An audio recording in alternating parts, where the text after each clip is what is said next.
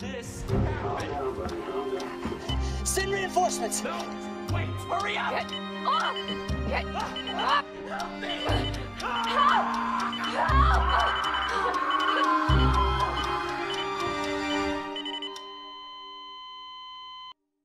Hey guys, this is Chris Toro, and I'm back a lot sooner than I thought I'd be. With the release of Resident Evil 2 Remake and Kingdom Hearts 3, I figured I'd take a long hiatus, but I just can't resist then to talk about Resident Evil 2 Remake, and how to me, it's a perfect reimagining of the survival horror classic, and then some. And I'm surprised that I'm saying that, because to me, I saw the remake as a very ambitious project, and something that a lot of fans have been looking forward to for years. And well, something that couldn't have possibly turned out to be better than the original, right? Well guys, I'm here to say that it is better than the original, if not a perfect reimagining of how Resident Evil 2 would have been if it came out in this generation with the same ambition and passion that Capcom had over 20 years ago. Let's start from the beginning. When it comes to making a good survival horror game, especially one that's taking on the identity of Resident Evil 2, you need to get one thing perfect: the atmosphere. Resident Evil 2, among any of the Resident Evil games, had the most iconic and memorable atmosphere. When you're recreating something so iconic as Resident Evil 2's beginning sequence with fire as if you're going into hell itself, the RPD station, the sewers, and Umbrella's lab, the first thought I would have is to not deviate from the original idea too much. But in the remake, the developers seemed to be fearless, so much so that in the first 10 minutes of the game, you started off at a location that was only seen in a cutscene from the original game. And before buying this game, I was hoping that I would start off as Claire in that restaurant, or anything else that took place during that cutscene. And just to show how confident they were, the developers let us start off at the gas station that we saw in a cutscene in the original. If that doesn't scream, hey, look what I can do, then I don't know what does. That already impressed me, and the game just started. That gas station had nothing to do with the actual story, and it was still very terrifying, and probably better than the original Resident Evil's introduction of a zombie. At that point, I just don't know what else to say. That alone should show you how good this game is. It took something that wasn't even featured in the original and made it better than the original's opening, but it doesn't stop from there. From the gas station, that's when you start to see Raccoon City, and the atmosphere in Raccoon City is captured perfectly. I'm pretty sure you can tell by now that I'm kind of a Resident Evil geek, and admittedly so I am, and embarrassingly so, more than you think. And so, staying on the topic of the game, the remake improves on the original in almost every aspect. Now, there are some enemies that are missing, I'll get to that later, but for the enemies that the game does have, their mobility, sound effects, patterns, aesthetics, and pretty much everything about these enemies have been improved upon from the original. The Licker can climb on the side of the walls, as well as having a more in-depth inability to see you, which makes the game a lot more intense when you spot one. But surprisingly, the Licker, in my opinion, is the most simple enemy in the game, yet it has all of those abilities. The most complicated enemy in the game is just the zombies. There are about 5 to 6 different types of male zombies and female zombies, all having their own particular way of moving, reacting, acting, and also having their own identifying types of growls or any other type of disturbing noises they would make to add to the atmosphere. And not only that, every time you shoot at a zombie, pieces of them fall off, like their face, legs, arms, fingers, everything. It just makes every zombie different from the other. And I could say without a doubt that these are among the best zombies I've ever seen in any video game. Their movements are so fluid and so obviously well crafted to make you feel like you're dealing with a different zombie every time you meet another one. And that's what this series has been missing. Not only are they detailed and unique from one another, but man, are they hard to kill. In hardcore, you would have to shoot a zombie about 13 times in the head just to finish them off. These zombies are no joke.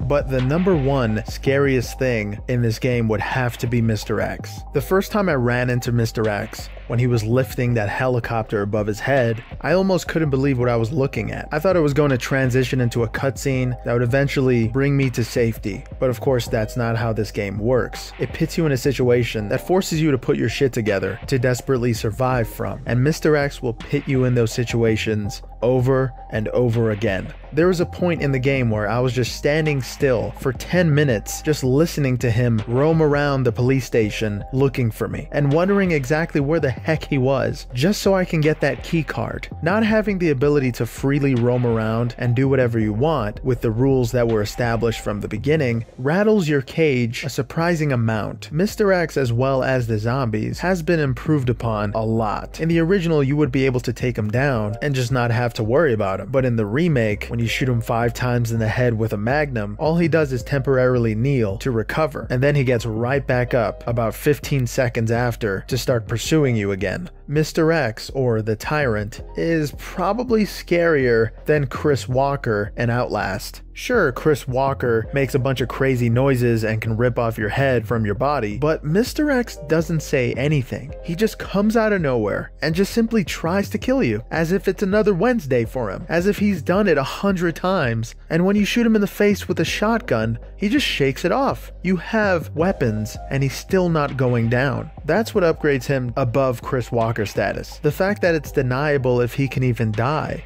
And besides the zombies, Tyrant, Lickers, there are some enemies missing from Resident Evil. In the original, you had those annoying spiders that would come out of nowhere to poison you. I feel like their only job was to poison you. And to be honest, they weren't scary at all. They were just there to poison you and to make the blue herb have a purpose. While in the remake, the blue herb has a purpose besides being an antidote for poison. Now the blue herb can give you more defense. So yeah, the spiders are missing, but I don't miss them. And besides, the spiders are replaced with the G babies, or the G embryo children, whatever you call them. And these guys can poison you, but most importantly, they are terrifying.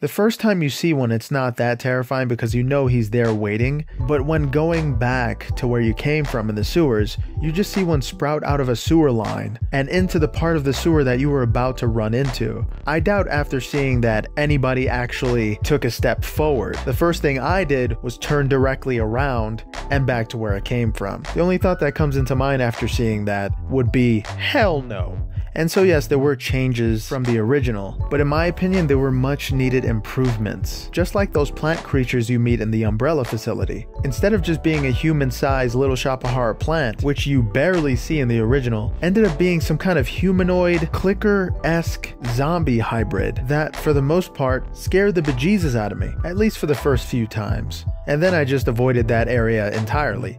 You know, after playing Resident Evil 2 Remake for about 30 hours, it's hard to tell which game is better, Resident Evil 4 or Resident Evil 2. Sure, Resident Evil 4 is most likely a better game, but in terms of being what you thought it would be, I feel like Resident Evil 2 Remake is probably the best Resident Evil game ever made, opposed to Resident Evil 4 just mixing up the formula a little too much, and instead trying to be the best game and just using the Resident Evil name, opposed to being the best Resident Evil game it could be. Because RE is known for being scary, challenging, and also cool to look at, and the developers did a fine job of perfecting it. And even though the director of Resident Evil Remake, Kazunori, never directed a Resident Evil game before, and was only present for Resident Evil 1, Outbreak, Outbreak 2, Code Veronica, and 5, he seemed to have captured the essence of the series perfectly from Resident Evil 2 and modernized it. Even Leon and Claire were better characterized in this game. They were realistically scared and anxious, as well as having good chemistry with each other and other characters, and that in any game is hard to do. Even though Leon and Ada weren't together for that long, it was actually saddening to see it end. That's how powerful the chemistry was in this game. Leon and Claire were basically just likable, good people that were trying to help others. The way Claire joked around with Sherry showed that likable personality personality. And I started the game with Claire first because, in my opinion, she's a very underrated character, and she's part of the Redfield family. But I actually found her character to be more likable than Leon's, just because she was more playful, positive, and emotional. Sure, Leon was emotional, but he was kind of the Boy Scout, the guy that always did the right thing no matter what, and doesn't see much bad in other people. They were still two very good characters, but the most important thing, which is differentiating one character from the other, really made their difference more prominent with their personalities portrayed. And Capcom and Kazunori did a great job in portraying how a realistic and modern Claire and Leon would be. And speaking of realistic, there are some touches to this game that I found funny, like instead of using a Windows 98 computer, Leon would use a laptop, and well, to have the new generation know what they're doing, instead of using a floppy disk like you would normally use in 1998, you would use a USB drive. That change alone made me feel really old. Like there's something I could show someone from this generation that could confuse them so much they wouldn't know what to do with it. That was just a little funny thing I noticed in the game, how they jumped the technology about 10 years, just so kids could know what the heck they were doing.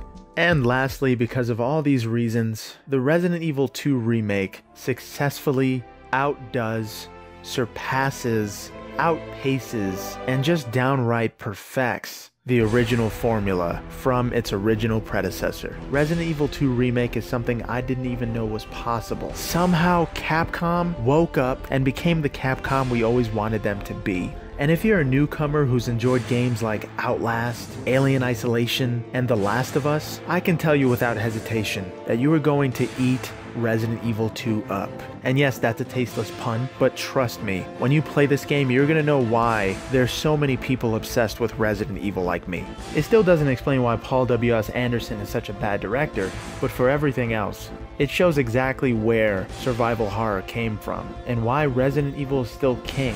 And I'll leave you guys with that, and leave in the comments exactly what your favorite Resident Evil game was and what you thought about this one. Now see you guys next video. Have a good one.